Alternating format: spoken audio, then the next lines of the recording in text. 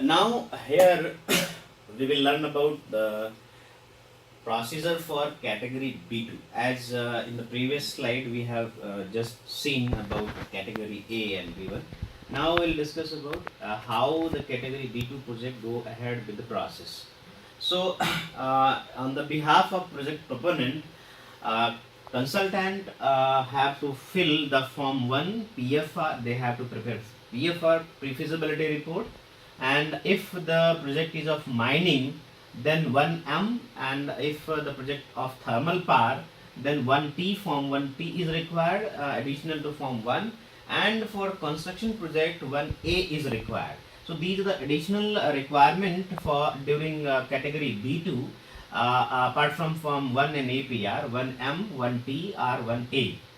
And if this application goes to scrutiny at SIA level, respective state committee authority, and then goes, if there are any shortcomings, then EDS will be generated from SIA only, and this goes to proponent as a form of alert, in email alert, message alert, etc. If there is no EDS after scrutinizing at SIA level, then goes to SIAC, and the SIAC will verify all the uh, form 1 PFR and 1M or 1T or 1A, whatever is required, and land document, your other maps, layouts, etc. In the scrutiny. If EDS has been generated, then again EDS has been reviewed by the respective committee or authority, and if there is no any shortcoming, then this presentation means this can be goes for a presentation, that is known as environmental clearance presentation before SIA committee members. So email alert will send to all proponents or respective proponent for SIAC meeting, and during the SIAC meeting, proponent on the behalf of proponent consultant has to present their case in detail with the EMP for mitigation, management and budgetary provision before the committee members. If they have the question, then SIAC member will ask the question, and you means proponent has to reply, or on the behalf of proponent, consultant or their team can reply the respective questions, and after a recommendation, the grant of EC or any, if there is any shortcoming, then ADS will be generated from SIAC, and this forwarded to SIA for the grant of environmental clearance. So first we have to just think about any developmental activity requires EIA or not requires EIA. If they require EIA, then in which category? So we have to decide. We have to go before filling the form or form 1 or anything.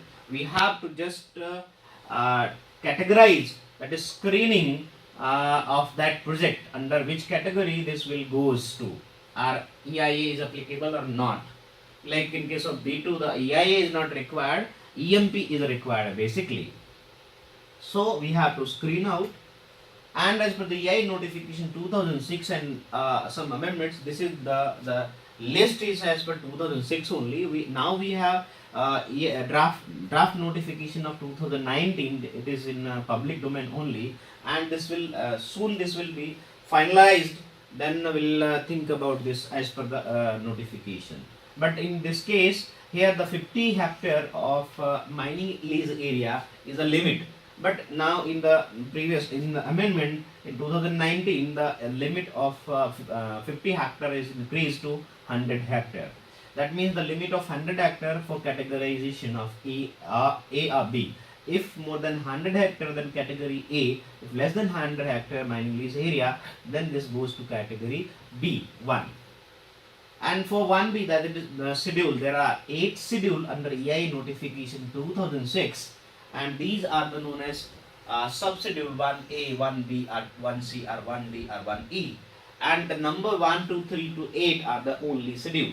And here category 1, this is the category A project, and here it is category B project, and B reclassified into B1 and B2 as well. So in this case, you can see here 1B is offshore onshore oil gas development production, And in case of 1C, the river valley project, irrigation project, which is the limit having 50 megawatt. I mean that means if more than 50 megawatt, then this goes to category A at central level, and if it, less than 50 megawatt, then goes to state level only. And thermal power, there is only 500, limit is 500. If coal based or lignite based or naphtha or gas based thermal powers are there, then it goes to category A. Otherwise, this goes to category B. Also, there is some other limits, like in case of other fuel, some other fuels, except biomass, then the 50 megawatt the limit. And also all the category A and B classified on these basis, but there is general condition applicable for some projects. In case of nuclear power projects, one's E, and all projects are category A project. And you can see here under schedule 2, there are three categories, three schedules, one subschedule, 1A, 2A, 2B, and 2C, like coal washeries, mineral beneficiation, pellet plants, briquetting, etc. And the limit is already mentioned here. Under metallurgical industries, this material production has three subschedule, 3A, B, and C. B is cement plant, and the limit is 1 million tons of production. And if any stand-alone grinding unit is there, then irrespective of the production capacity, category B. And 3C is lead acid battery, they are all by nature category B.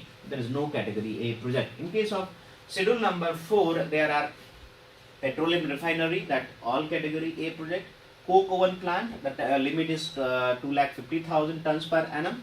And for asbestos mining, that is all project category A, because this is high polluting industry. And 4D is chloralkali, and here the limit is 300 tons per day, not in annum. And for E and F, soda ash industry, all category A, and skin hiding processing industries as category, depending on the location of that area. If they are outside the notified industrial area, they are category A. If located in the notified industrial area, then category B by nature. Schedule 5 have manufacturing fabrication industry, like chemical fertilizer. The limit is single superphosphate. If they are producing with H2SO4, then this goes to category A. If only single superphosphate without H2SO4 production at the their premises, then category B. And also granulation of chemical fertilizer goes to category B only. Pesticide, all pesticide industries now, means as per the 2006 notification, this goes to A category. Now the classification has refined in draft notification 2019. This goes to, again on the basis of location of that unit under GIDC or not GID, means on under specified or notified industrial area. If located in industrial notified area, then goes to category B. And if outside notified industrial area, then goes to A under 2019. And 5C, that is petrochemical complexes, all projects are under A category only. Man-made fiber, that is rayon, the category A. If other any type of chemical man-made fiber is manufactured aside, then category B. Petroleum, it is based on the location. And synthetic organic, also this is based on the location. And now in 2019 notification, for some small industries, they are exempted for the environmental clearance. And 5GHIJ, they are distillery, integrated paint industry, pulp and paper industry, sugar industry. And the categorization for sugar is only 5000 TCD. Cane crushing capacity, not on the basis of molasses or anything, because not production of the sugar. It is based on the tons of cane crushing per day. And in case of the distillery, this is based on the molasses, non-molasses based. Now it is enhanced from 60 to 120. In the 2006, the limit was 60 KLD per day, and now it is enhanced. And under 6 number services like oil and gas transportation pipeline, all projects goes to category A. And in case of 6B, as per the category, means 2006 it was listed, but in 2019 it was delisted, and for isolated storage handling and of hazardous chemicals was exempted from the environment clearance. And number 7, physical infrastructure like airport, all airport goes to category A. All ship breaking shipyards, all category A. And industrial estate park, is depending on the type of complexes. Like if at least one industry is proposed falling under category A and then goes to category A only. Suppose either B or something, but combination of their industry belonging to more than 5 hectare area then goes to again category A. If less than 500 hectare area and all the industries are falling under category B, then goes to B. 7D is for common hazardous waste treatment facilities, TSDF. So this is depending on like only landfill, then that goes to category B. And if incineration or incineration alone, then category A. And biomedical waste treatment, that is DA, it is added, and all project of biomedical waste treatment facility, common facilities are in the category B only. Port harbor breakwaters, dredging, etc. The limit is 5 million tons per annum of cargo handling capacity. And in case of highways, that is covering 100 kilometer area, or expansion of new national highway more than 100 kilometer, and in case goes to category A. And in case of category B, all new highways, any type of highway, either state or something, and it has a hilly terrain. In case of hill or rocky area, then AMSL is more than 1000 meters should be there, and also passing through ecological sensitive area, then this goes to category B. And also not all highway or on road are required environmental clearance. Under 7G aerial ropeway, this include the altitude 1000 is the limit. If more than 1000, then goes to category A. If less than 1000, then goes to category B. CETP, common effluent treatment plants, this all by nature is category B. And for municipal solid waste management facility, also all project under category B. And last schedule, that is known as building and construction project, and this goes to all category B and reclassified B1 and B2. If a building and construction project having more than 20,000 square meter to 1,50,000 square meter built up area, then goes to B2, means not requiring EIA. And if more than 1,50,000 square meter area, and also if any area having built up area is less than 20,000 but covering development area is about more than 50 hectare, then goes to category B1 and requires EIA. Now this again was changed in 2000, zero draft notification 2019. The limit was 20,000 and enhanced up to 50,000. But again in the draft notification this was changed because this case was challenged in NGT, and this again remains same, the 20,000 limit for the environment clearance under category B2 for building and construction projects. So what are the general conditions? General conditions mainly three. One is eco-sensitive area, or simply we can say protected area under Wildlife Protection Act 1972. And second one is critically polluted area by CPCB under CPRSPA. And so the third one is the interstate boundary. Means these three conditions in which any project part of the project whole or full whole or part falls within 5 kilometers from the boundary, then that category B project or B1 project goes to category A. And this also depend on the type of condition. If notification already stated that this activity apply the general condition, then this category will change. In case of construction project, there is no applicability of general condition. That means in case of B2 or B1 project, this cannot be treated as category A. And there is some specific conditions also.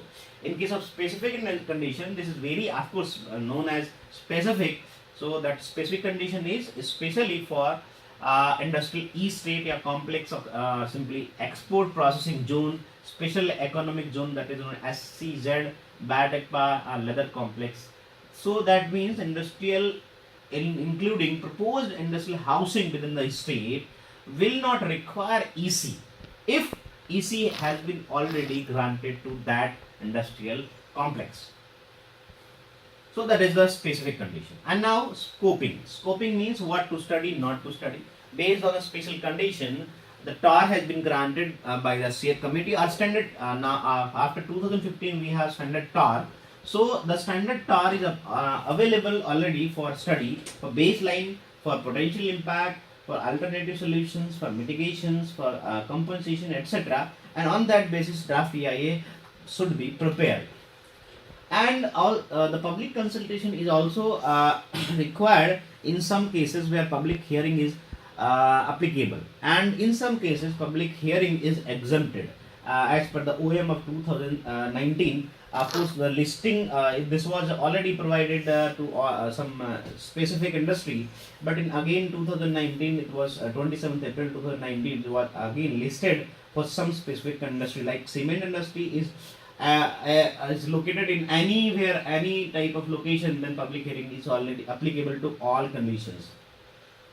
So for category A and B, public consultation is required for informing to the public and also informing to the stakeholder. So for conducting public hearing, we need to publish means as a proponent, we need to publish the news public notice in the newspaper. One is local, another is some national importance newspaper. This should be published by the member secretary of that PCB. Here is the example of Gujarat Pollution Control Board. So MS has authority to publish this news paper public notice, and before 30 days this should be publicized, and after 30 days public hearing can be conducted at the site where already defined area has been published in the newspaper. So during the public hearing, the collector, or we can say DC of the district and regional office of that area should be present at least. Otherwise, mining engineer or district commission means industrial representative should be also present during the public consultation. And public, that is most affected or least affected people of the surrounding area vicinity, should be present during the public hearing. And in the public hearing, we have to present our case on the behalf of proponent as a consultant, and all the positive and negative, what type of manufacturing, what type of flow diagram of the process and the water balance should be presented before the public, and public will raise the question related to environment, how the pollution can be mitigated, or what type of APC or what type of water treatment technology has been applied. And there are four components, means public hearing. During public hearing, any person can give their means they can submit questions verbally, they can submit questions by in writing form also. The whole processing should be videographed and photographed and processed, like in the form of proceeding writing. So after public hearing, that proceeding video and photographs to be submitted to the authorities, concerned authority for appraisal. And for public participation, it is already is for continuous and two-way communication process, so that the public should be aware about the project, what type of activity to be going on, to be set up in the vicinity, in the area where the public will already is available, and information about the other activities, education, liaising, alternatives, conflict resolutions, problems, need-based assessment, all the values, socio-economic development, etc. That it is, of course, we can say the public participation is advantageous.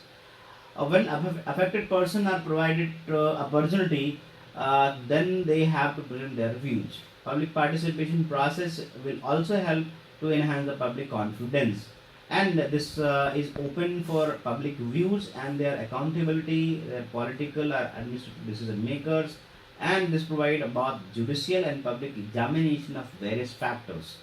And disadvantage due to means lack of knowledge, or we can say awareness, the public erroneously oppose the proponent for any type of activity, and this may delay the project, and also this may increase the project cost, and also if the development period for the project is long, then tendency for citizens is to lose interest during the participation. Some barriers are there, that means poor public knowledge of planning, legal and waste licensing issue is the most important barrier. And also poor provision of participation. Suppose public is not aware about the legal process, then they will just sit and just there is no question from the public or no support or something like that. Poor access to legal advices, and also like NIMBY syndrome, like not in my backyard, failure to influence the decision making process.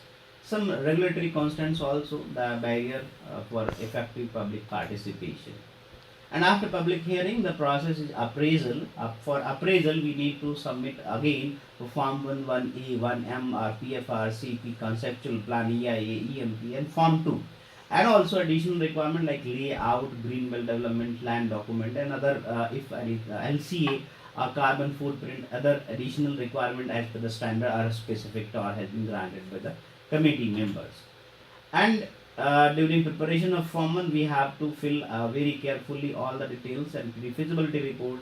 Of course, this is a raw material, but we have to fill very carefully, which not change any process or anything in the project. And after granting of environmental clearance, the validity of project validity of environmental clearance is 7 years as of now, as per the uh, uh, office memorandum of MFCC. For all project are major irrigation river, except major irrigation, it's 7 years. For major irrigation or river valley project, it is 10 years. Extension will be for 5 years. For nuclear power plant is 10 years, and extension will be for 5 years. For mining project is depending on the life of mine. And for grant of extension, like extension period for general environment clearance is 3 years, but you have to apply along the Form 6 with the requisite document. You have to specify how much time you need. Maximum will be granted for 3 years with the logics or by with the requisite documents. Then grant will be done from the authority. Then after environmental clearance, you have to comply the conditions in a half-yearly manner, and all the compliances will be submitted to the concerned authority and in the public domain also on the website to be displayed. And for the rejection, it is the committee's discretion that they may accept or not or reject. And the total time is about 105 days, or simply we can say 3 to 9 months for granting environmental clearance in case of B2 to A. And after environmental clearance, we have means we get environmental clearance from the authority. Then we have to publicize this noticing again in the newspaper in same manner. One is local importance, and another one is the national importance. And for expansion, we have to identify which type of expansion project is that. Means any existing activities going on, which type, any type of, not a similar activity can be expanded, any type of activity is going on, that is known as existing. And if you are proposing new addition project, again this will be considered as an expansion only. And new project or new activity is known as the green field only. There is no any activity or no any building is there, and you are proposing new fresh application that should given to the consider under new project. If there is a anything proposed and some different activities going on, and you are proposing the new one activity, like we are suppose we are having some manufacture fabrication yard for something some engineering fabrication, but now we are manufacturing something like pharmaceutical or something, then this will again goes to expansion, not in the fresh or new. And now we'll discuss about this online process in the next session. Thank you very much.